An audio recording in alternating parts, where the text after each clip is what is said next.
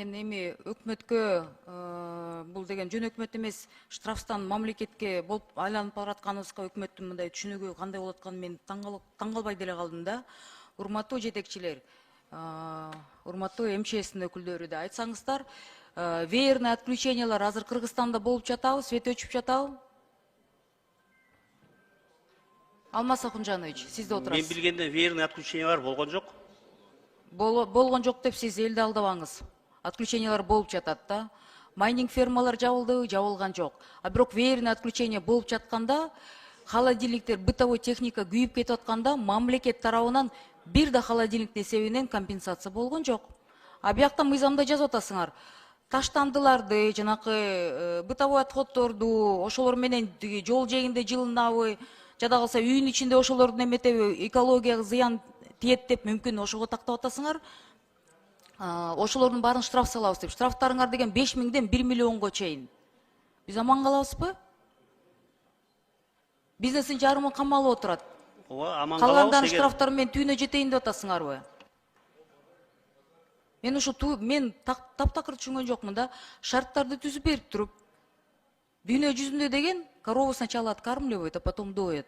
А у нас доят. Постковидный дүйнөдө деген азыр бизнестин баары уже кыйла, уже арыктактап бүтүп калды, сөөктөрүндө жемип атабыз да. Ошолорду карабайлыбы? Анан олчогон штрафтарды 500 000, 1 миллион деп коюп атасыңар. 1 миллионду ошол жанакы торговый центрлер болобу, кичи базарлар болобу, чоң базарлар болобу, аягында ошакта иштеп жаткан жөнөкөй жарандарга келет. Анын бардыгына эле маалым, иштеп жаткан. Кандай болуп калат ал жагы?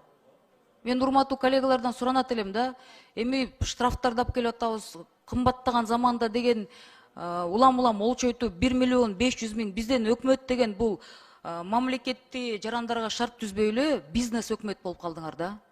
Силер бизнесмендерден деле ашып кеттиңер уже. Только штрафы. А люди молчат не потому, что они үнү жетпей атат. Корккондон эле унчукпай атат да. Бирок бул бир күнү жарылат. 1 миллион деген кандай акча?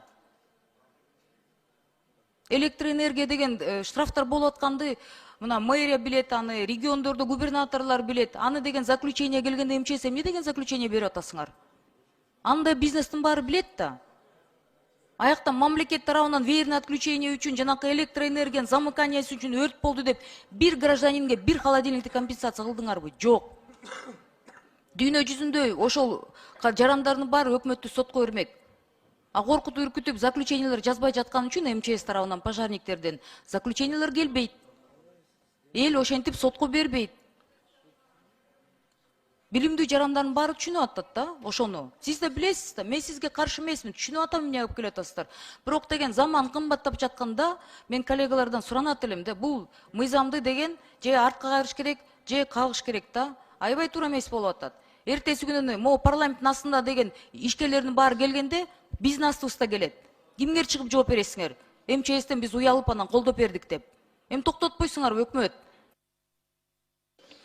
Уруксат болсо Эльвира Жаргалбек мына эми веерный отключениялар боюнча есть уполномоченный государственный орган, который отвечает за это. Беркел жанагы штрафтын көбөйүшүнө деген мындай чочулап башыбыз керек. Эмнеге дегенде ошол эки кайсыл субъект болбосун же кайсыл объект болбосун, эгер ошо өрт коопсуздуктарын сактоо боюнча иштерди жүргүзсө өз деңгээлинде эч кандай штраф төлөөгө мажбур болбойт. Мына мен акыркы эле 3 мисалды айтып коеюн, урматтуу депутаттар. Уруксат болсо мына Ысык Ата районундагы Люксембург айылында болгон өткөндөгү чоң пожар боюнча мына жыйынтыгында 10 миллион 39 365 чыгым келтирилип отурат. Ошол эле мына Бишкек шаарында жана Курманжан датка 207 дарегиндеги болгон электр жабдуудан кеткен. Бул ошол эки өзүнүн ишканасынан кайдыгерлик мамиле кылып кеткендиги үчүн мына 13 миллион 999 000 жабыркап отурат ошол эле ишкер. Андан тышкары мына азыр Жалал Абадта болгон, Тогуз Тороодо болгон өрттү айтып коелу. 8 миллион 190 000 жабыркап отурат да. Мына биз ошо мына 1 тыйынды сактайбыз деп, канча деген миллион деген тиешелүү товардык материалдык баалуулуктар күйүп кетип атат, үйлөр күйүп кетип атат. мектептер күйүп кетип атат. Анын баарын биз бүгүнкү күндө туура кабыл алышыбыз керек. Бул баягы миллион сом деп эле баягы эмеси көп болгону менен анын аркасында көп жакшы иштер турат.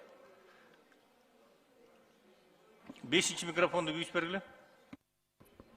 Уруксат этесиздер, оюм аягына чыгара алайын да, Сурабалдиева. Менде бир суроо, ошол торговый центрлер курулуп жатканда, ошол базарлар иштеп жатканда текшерген ким? Сиздерсиз да? Ошол жоопкерчилик 1 миллион келгенде 500 миңден ошол текшерип келген МЧСтин пожарниктердин жетекчилеринин мойнуна илдирели анда. Ошону кабыл алсаңыздар, мен бул мыйзамды 100% колдоп берем. А бирок деген кирип атканда да акча доомат кылышат, анан кемчиликтер кеткенде да ишкерлер келип жатасыздар. А сиздер эмнеге жооп бербейсиңер иштерине?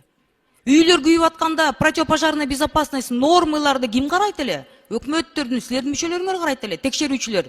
Разрешение за деньги вы даете, а наказываете штрафами предпринимателей. Арам отурган ишкерлер жарлайын деп турган кезде эмне бул 1 миллион деп мындай спокойно алып келип атасыңар, уялбай. Араңарда деген коррупционерлер жок деп айтып койгула, мен ошого биякта ишенген бир да депутат жок болот да. Бардыгыбыз түшүнөбүз. То же самое произошло мына салык инспекциясында. Элди ЭТТН деп мына ар бир тыйынын сыгам деп коюп, өзү 3 миллиардта пурдап атат. Унчукпай кетип атат анан под аплодисменты. Мы ни при чем деп. Бул жерде деле ошондой болуп атат да. Эптеп эле элди тономой, эптеп эле ишкерлерди тономой, иштейин деген киши жок. Элин баары Казакстанга бизнесин көчүрүп атышат, Өзбекстанга. Алар жыргап атат. Болбойт да, урматтуу жетекчилер, токтотпойсуңарбы? Миллиондоп алып келип атасыңар. Эмне кылып бердиңер ошол шарттарды? Миллиондоп тоногондой. Урматтуу коллегалар, суранам да, бул мыйзамды же арткага пусть доработают, жоопкерчилик тең бөлүшкүлө. Пожарниктер, МЧСниктер. Бюджеттен деген өкмөттөн силерге жардам келип атат, ишкерлерге жардам келген жок да. 100% Чоң маселелер турат. Буну силер азыр өлгөнгө көңгөн кыласыздар. Мейли, колдоп бер десеңер өтүп кетсин. Бирок деген январдан кийин могу сериңер барганда олчойтуп штрафтарды саласыңар. Мен сунуш берем, урматтуу коллегалар. Бул эми талкууну азыр талкууласак көпкө узап кетебиз да. Бул мыйзамды вообще артка каттырып туруп чаап салыш керек. Бул туура эмес мыйзам да. Токтотуш керек мындай нерселерди. Өкмөт мындай созидатель болбойсуңарбы? Өнүгүү астыга жылабыз деп койсуңар телевизордон. Но телевизор никогда не побеждал холодильник. Добушка коюп бериңиздер, урматтуу коллегалар. Рахмат. Сиз сурап атасызбы? Элвира Жыргалбековна, күн тартибинен алганга сунуш берип атасызбы?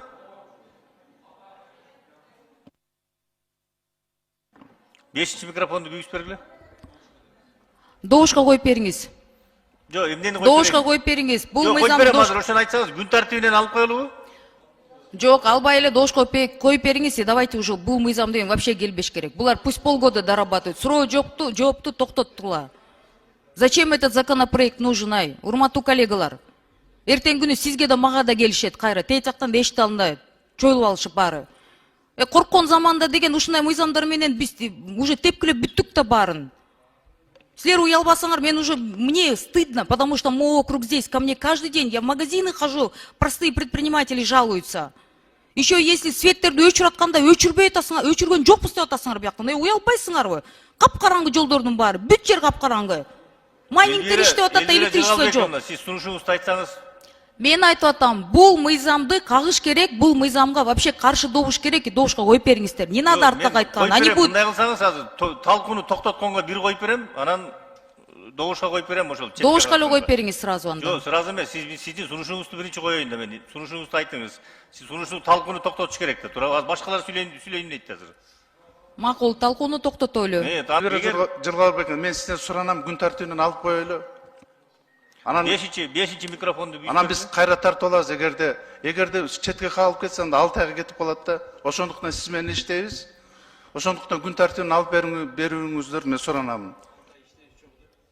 Алмаз Ахунжанович, мен ойлойм 6 ай чогуу иштешип туруп, МЧСтин жетекчилери буга чейин акылдашпай келсе, азыр акылдашмак беле. Биз парламентте так уже нотариус болуп бүткөнбүз да. Урматтуу коллегалар, суранам да, бул мыйзам артка тартылбай эле, бул мыйзам чабылыш керек, керек жок. Вообще такие законопроекты уже хватит прекратить приносить в парламент.